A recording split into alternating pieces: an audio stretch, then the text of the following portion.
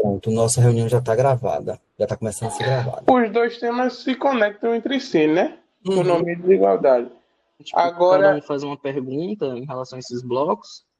A gente poderia montar perguntas para o grupo todo, né? Aí cada Pode um ser pega um também, bloco. pode ser Meu também, colegas. Vamos aqui, colocar esse trabalho aí com fé em Deus. valeu, vamos arrasar valeu. aí.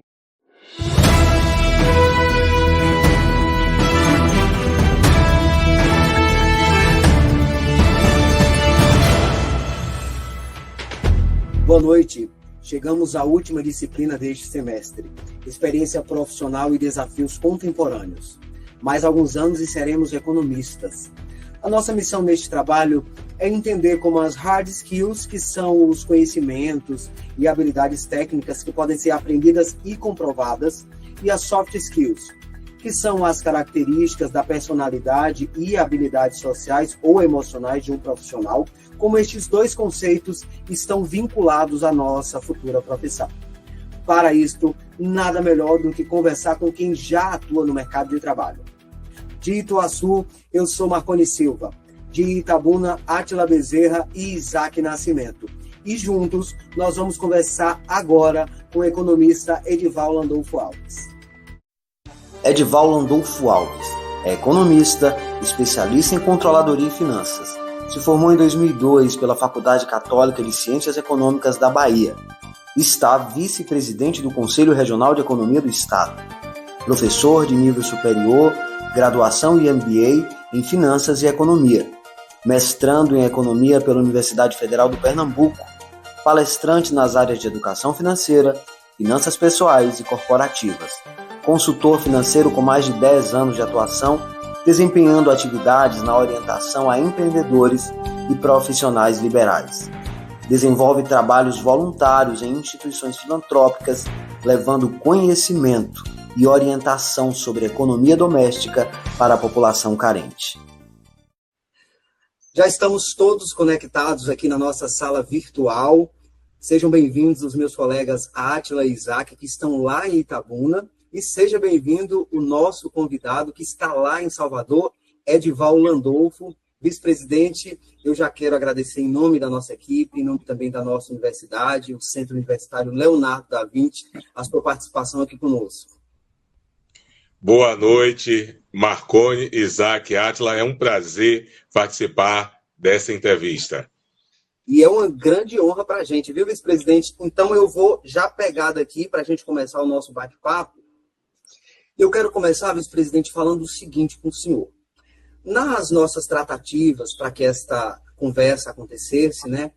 Quando eu me apresentei para o senhor, falei que era aluno do curso de Ciências Econômicas, o senhor me disse o seguinte, palavras suas, Ciências Econômicas, a melhor das ciências. Então eu quero saber do senhor quais foram as influências iniciais que despertaram o seu interesse pela economia. Quando foi que o aluno Edival Landolfo falou assim, olha, eu vou ser economista? Conta um pouco para a gente. É inusitado porque até os 17 anos a gente não tem uma ideia do que vai fazer da vida. Essa questão hoje do Enem e no meu tempo, é bem antigo, né? No meu tempo a gente pensa assim, meu Deus, quantos anos eu já estou.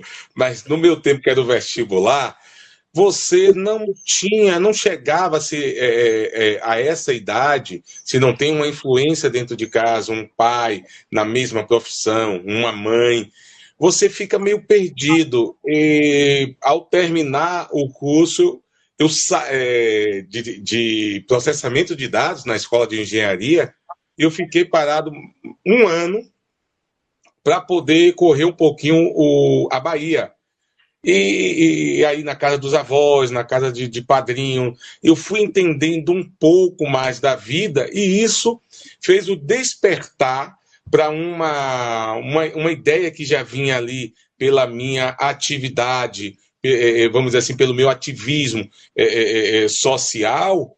Eu disse, economia tem tudo a ver. Eu pensei em publicidade, economia, tanto que eu prestei os 2 vestibulares, mas a economia falou mais alto, porque eu poderia influenciar muito mais. E aí você vai descobrindo, você vai perguntando, e aí tem aquela pequena historinha, né? Um médico, quando erra, ele prejudica o paciente, pode até matá-lo. O advogado, se erra, ele pode inocentar ou culpabilizar o seu cliente. Mas se um economista errar, ele pode complicar uma nação por algumas décadas. Então, aquela responsabilidade do profissional me chamou bastante atenção.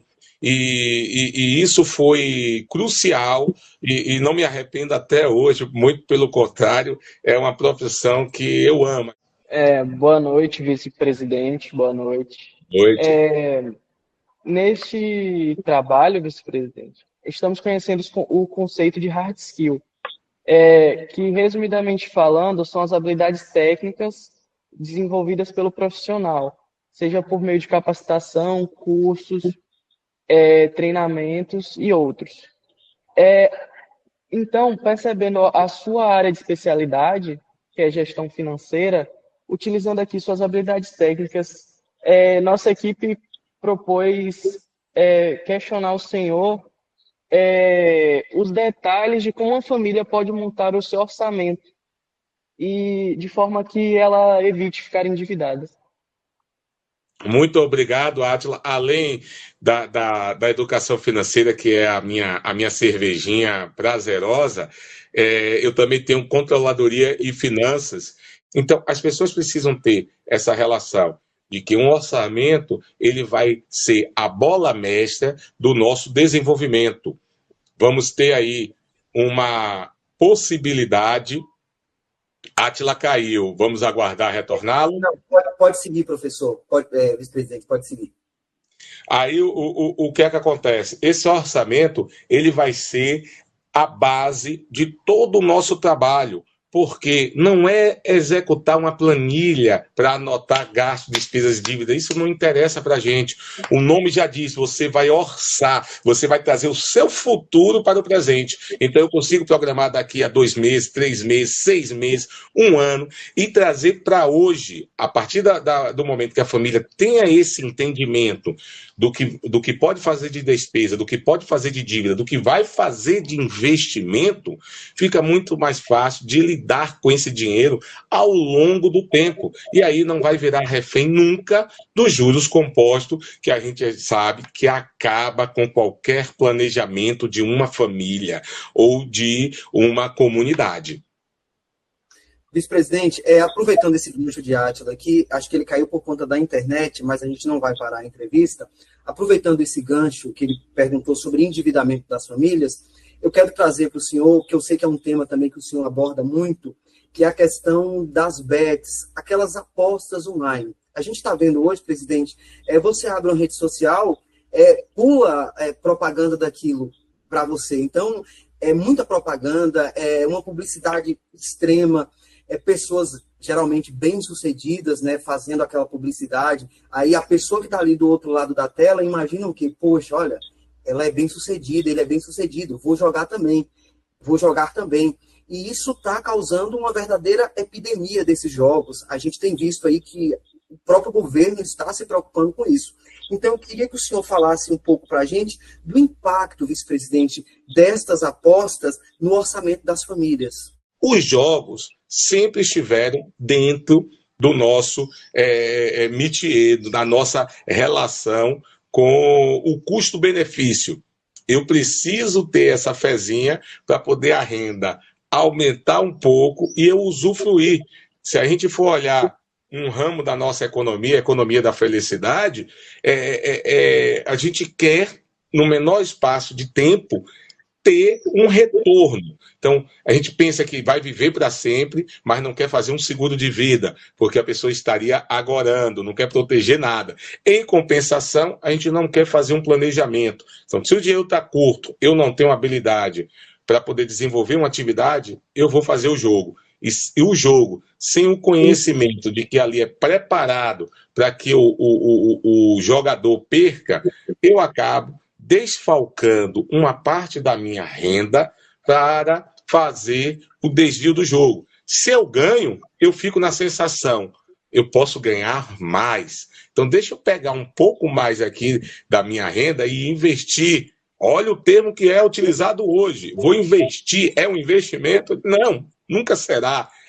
Essa pessoa perde, vai ter outra reação no cérebro. Eu preciso recuperar o que eu tinha ganho, depois eu perdi, eu vou jogar novamente. E aí você começa a criar uma dívida que fica impagável durante um tempo, ou até a pessoa esgotar os seus bens. Então, jogos, ele tem que ser tratado como entretenimento. Vice-presidente, antes de passar a palavra aqui para Isaac, eu quero fazer mais uma intervenção ainda sobre esse tema. O senhor falou de limite, né?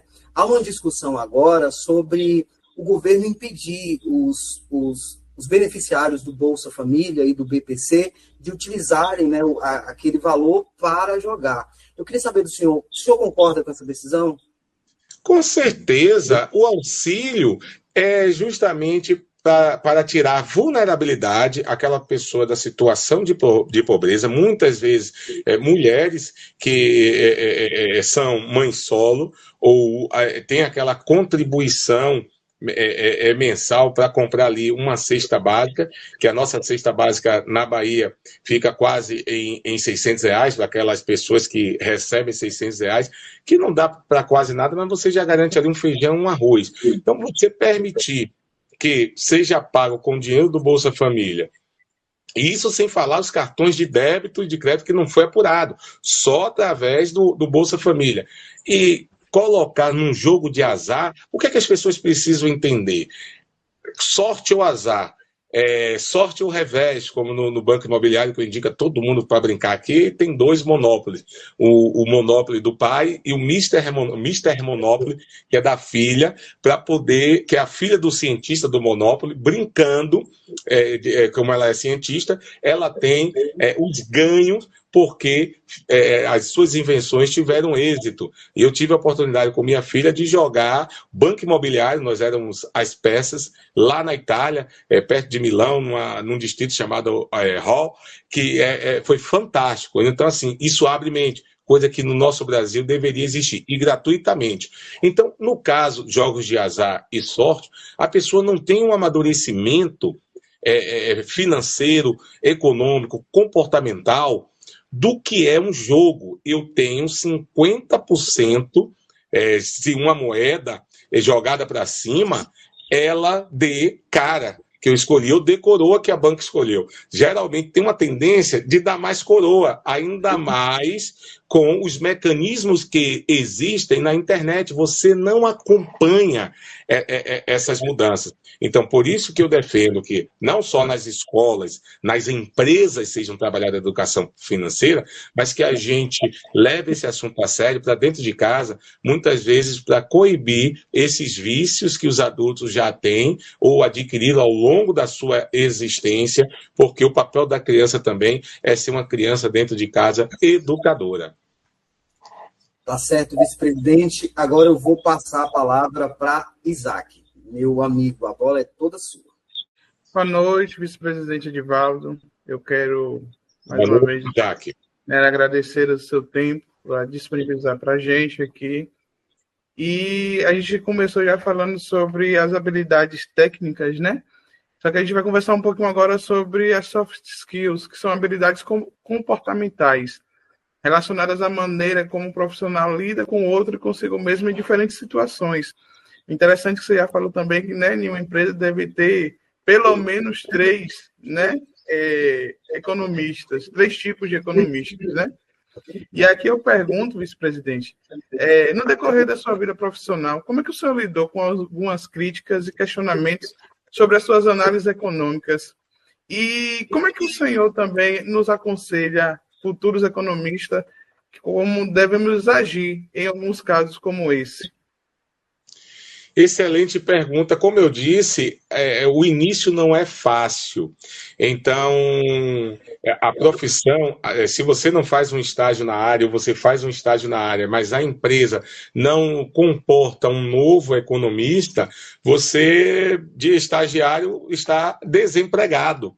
Então, o que fazer? Então, ao longo desse percurso, eu ficava analisando como e qual profissão poderia me trazer recursos financeiros. Então, a área de vendas, ela proporciona o desenvolvimento da sua habilidade cognitiva, da sua habilidade de negociação. Hoje as pessoas têm muita vergonha de ser associada ao pechincheiro, né, ao negociador, mas isso tem que ser nato.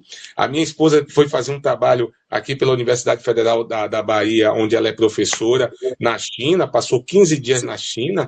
O jeito que as pessoas pechinchavam, os colegas dela, professores, inclusive alunos de linguística aplicada, pediam para ela negociar em nome deles, porque viu a habilidade que minha esposa teve em comprar algumas coisas para a gente, e a negociação ali com o chinês ou a chinesa foi árdua, e ela conseguiu êxito. Então eu disse, você exercitou o que eu sempre falei, não só da cultura chinesa, mas da cultura árabe, esse poder de negociação, porque as pessoas muitas vezes trollam, que isso para mim é uma discriminação muito pesada ao longo da história, os judeus, por causa do seu papel com dinheiro.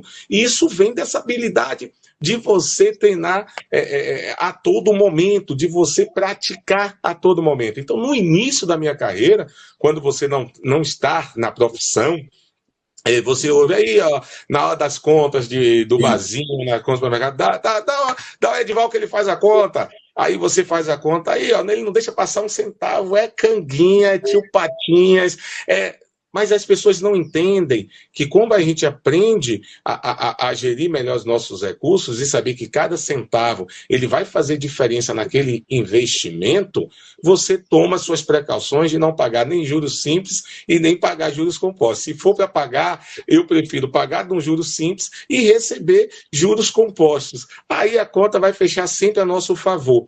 E quando a gente começa a ter esse diálogo na profissão, que eu já venho aí nessas aparições na TV há mais de 10 anos, isso além de dar credibilidade, de você ficar mais conhecido, de você ser um provocador, porque nós economistas somos provocadores, né? Fazemos essas provocações na sociedade, as pessoas passam a respeitá-los como um conhecedor, mas que não pode nunca deixar a vaidade se sobrepor ao conhecimento. É uma pena, eu tenho uma revista guardada aqui que ainda foi de 2001, no meu 4º ano de economia. Ela diz assim, por que os economistas erram tanto? Eu nunca esqueci, eu chego a ficar arrepiado agora, eu nunca esqueci dessa revista, eu estou sempre revisitando. A capa é toda preta, é da Exame com o nome laranja, um cego com uma bengala e um labrador na outra mão, em óculos escuro. Então, a nossa profissão não é futurista. Você precisa, através dos dados, através da matemática, você vai fazer projeções, mas essas projeções podem ter acertos, erros, ou podem ter ali o meia-culpa.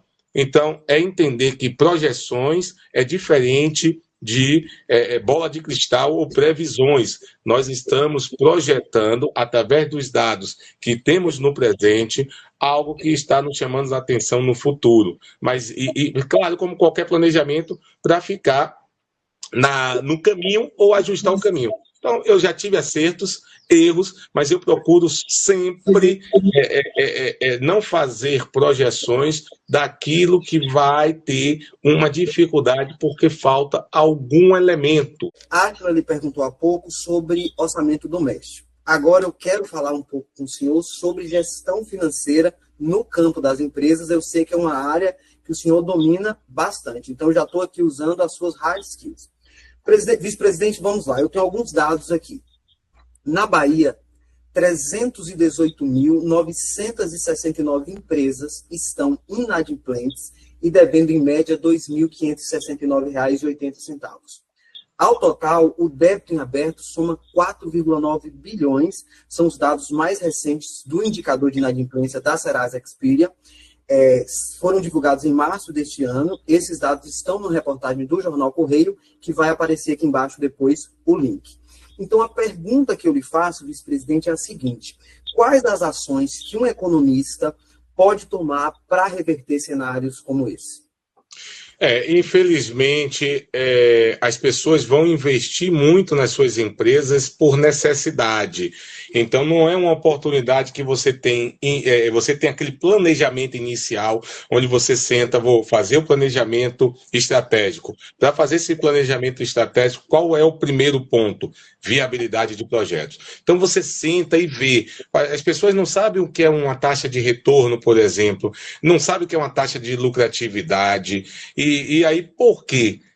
Estamos no século XXI. Eu lembro e venho discutindo isso com o próprio presidente, que atualmente é do COFECOM, o Paulo Dantas, sobre a criação de um curso técnico de economia, como tem a contabilidade e administração, que as pessoas, ao invés de fazer do tempo dos meus pais, um colegial ou um ensino médio para desempenhar uma atividade no âmbito acadêmico, do terceiro grau, do nível superior, ela já tenha esse ensinamento. Então, olha que bacana, você pega pessoas mesmo de uma comunidade e começa a escolher entre economia, administração e contabilidade. Essa pessoa vai ter acesso à taxa de juros, à taxa de retorno, a investimento no curso técnico. Eu conheço no interior da Bahia dois profissionais em cidades diferentes que são os bambambãs da cidade com curso técnico de contabilidade. Eles não tiveram a necessidade de fazer o Ciências Contábeis na universidade, porque o técnico em contabilidade já tinha essas habilidades. Então, o economista, nesse momento, ele precisa sentar no Ministério do Planejamento, sentar no Ministério do Trabalho, sentar no Ministério da Fazenda. Ou seja, você tem economista em todas essas áreas para poder ter um plano para que essas empresas sejam capitalizadas e inseridas com gestão de qualidade. Como é que você faz isso? Você precisa fazer parcerias. Você tem o próprio Sebrae que faz isso com as pequenas empresas, você tem economistas diversos no setor público e no setor privado que vão auxiliar. Eu vinha reclamando com o governo do estado sobre isso, por exemplo, o crédito para microempreendedores. Então, você já vai ter uma linha disponível para que esses microempreendedores possam se captar, porque banco quase nenhum quer dar não é um pobre coitado, mas é uma pessoa que não tem vende o estoque para recomprar as mercadorias. Então, se ele vende a prazo, ele fica com dificuldade de fazer aquela reposição. Então, passa por coisas básicas de gestão. Então, assim, não são só as empresas pequenas, não, as microempresas. Se fosse assim, a máquina de venda com insinuante Ricardo Eletro não teriam fechado, a própria Lojas Americanas, mas foi um problema de gestão. Então, isso vai acontecer em qualquer empresa. É só pegarmos aí as empresas que nasceram no século passado e quantas sobreviveram ao longo dos anos 1900 e quantas chegaram vivas até hoje e quantas estão projetando o futuro. Então não dá para você projetar uma empresa para daqui os próximos 100 anos. O planejamento agora tem que ser o seguinte: iremos sobreviver nessa próxima década? Então, essa é a resposta de R$1 milhão. Tá certo, vice-presidente, muito obrigado. Eu vou passar a bola para a Átila. Colega, eu sei que você está com problema aí na internet, mas fica tranquilo, se cair aí, a gente vai seguir daqui, tá bom? A palavra já houve uma memória. Bom, eu queria começar novamente minha fala agradecendo ao vice-presidente, Edivaldo Landu, e perguntar o seguinte: qual a importância da sustentabilidade no desenvolvimento econômico? Porque muitas vezes, quando a gente fala na ciência econômica, tem a relação da escassez e da abundância. Tratamos, portanto, da ausência de recursos e da riqueza. Mas o recorte que eu pretendo trazer aqui é de um dado do G1 que trata do desmatamento no Brasil, que caiu 11,6% em 2023. Segundo o Metro Biomas. Só que, embora a notícia da redução seja positiva, o Mapbiomas aponta para o fato de que o desmatamento do país vem agora se concentrando na região do Matopiba, que é localizada nos estados do Maranhão, de Tocantins, do Piauí e da Bahia.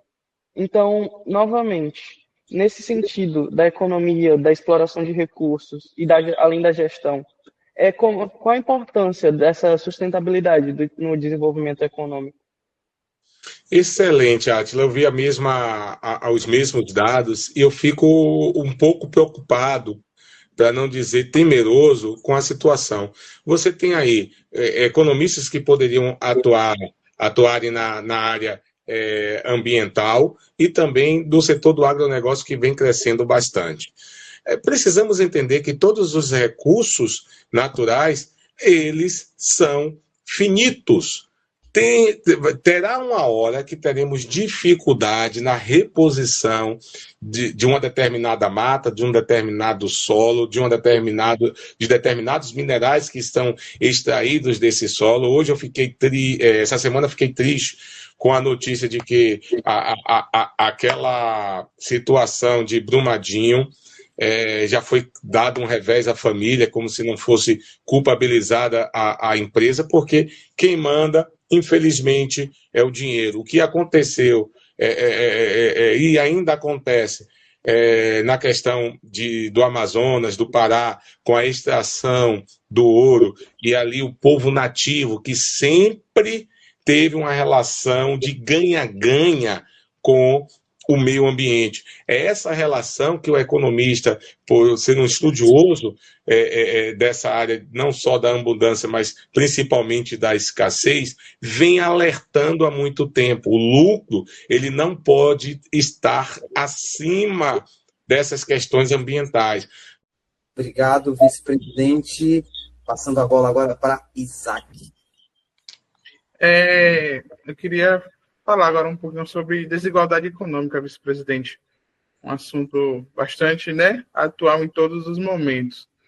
Eu vou fazer a leitura aqui de um recorte do IPEA, Instituto de Pesquisa Econômica Aplicada, que diz assim: o Brasil é conhecido por a sua alta concentração de renda, onde 1% mais rico da população detém 28,3% da renda total, tornando-se um dos países mais desiguais do mundo.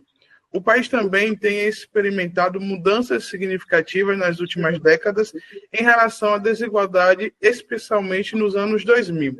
E aí eu pergunto, qual é o papel da transferência de renda e dos gastos públicos em educação, saúde, na redução da desigualdade? Excelente, Isaac. Nós nunca fizemos a nossa paz, o nosso encontro de contas com o meu povo. Eu sou um afrodescendente, assim como você, Isaac, e isso não foi feito de maneira nenhuma. Nós tivemos a reparação, não à toa, que temos hoje a necessidade de cotas, que as pessoas não entendem como as cotas funcionam. Infelizmente, quando eu saí de 2002 da faculdade, as cotas ainda nem existiam, e eu sempre convivi nesse ambiente.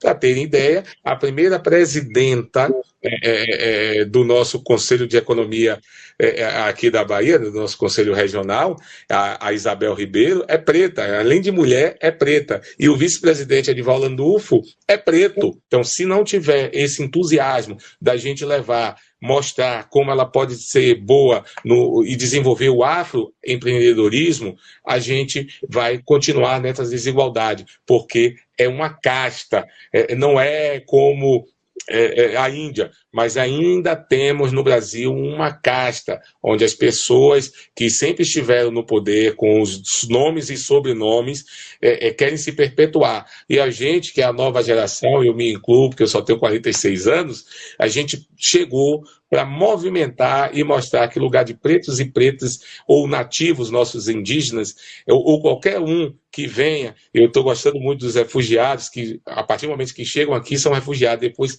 são cidadãos brasileiros, os do continente africano ou aqui da América Central. Temos que acolher e fazer com que esse grande povo se una novamente e poder fazer com que o país cresça, porque ao invés disso teremos só crescimento econômico, nunca desenvolvimento, que é mais importante.